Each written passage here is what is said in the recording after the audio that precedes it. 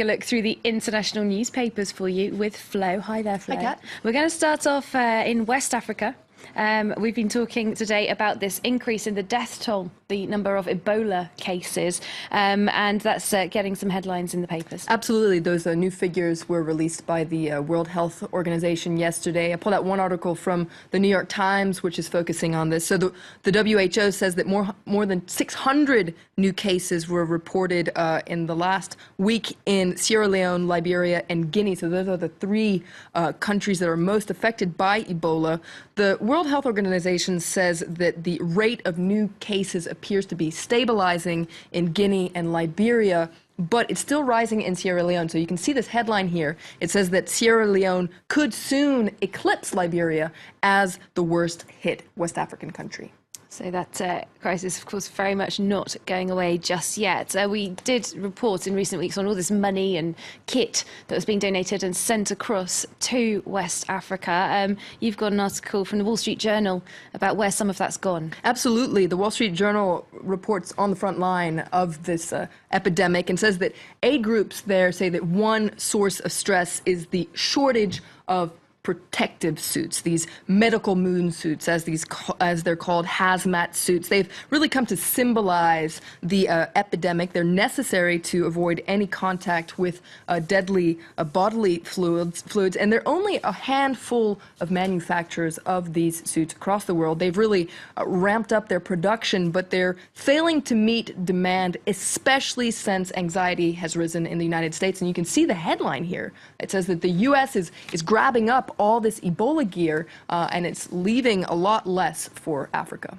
Well, let's move over to the United States then. The paper's continuing to focus on events in Ferguson, Missouri. That's right. Ferguson has really been in the spotlight since August, since Michael Brown, that teenager, was killed by a police officer. The Daily Beast says that this tragedy was really a national wake-up call, but unfortunately it's something that happens quite regularly. You can see here they're talking about the fact that since Michael Brown, police have killed more than a dozen teenagers, and many of them were black. So they report on these 14 teenagers that have been killed since Michael Brown was killed. One teenager in particular, actually wasn't even quite a teenager, is 12-year-old Tamir Rice. He was killed on November 22nd. We're hearing a lot about it today because surveillance footage of the incident was released yesterday at the request of his parents. So he was shot and killed in Ohio, in Cleveland, Ohio, after brandishing a BB gun. And so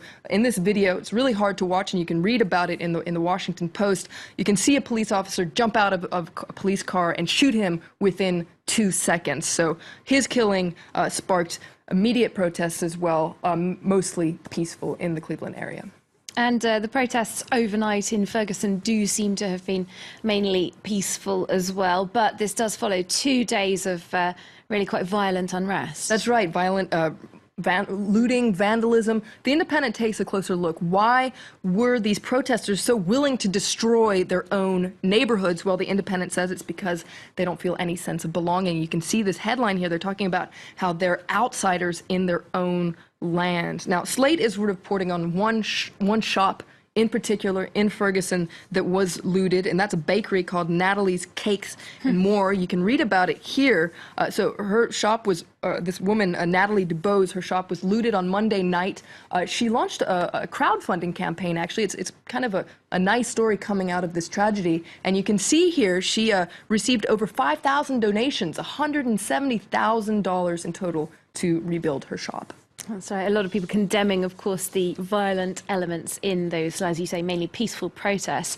Let's end on something to be thankful for, Thanksgiving in the U.S. That's right. Lots of focus on Thanksgiving in the U.S. media. The Washington Post today wonders, what is there to be thankful for? That's what a lot of people might be wondering, especially given all the unrest, the political divisions in the United States. Well, the Washington Post says, let's not over-exaggerate. Things aren't as bad as, say, they were during the Civil War, the Great Depression, or World War II. This is a good time to be grateful and at least thoughtfully silent. Now, Thanksgiving... Wow, some positivity in the newspapers. Positivity. It's amazing. Thanksgiving is also a time of family gatherings.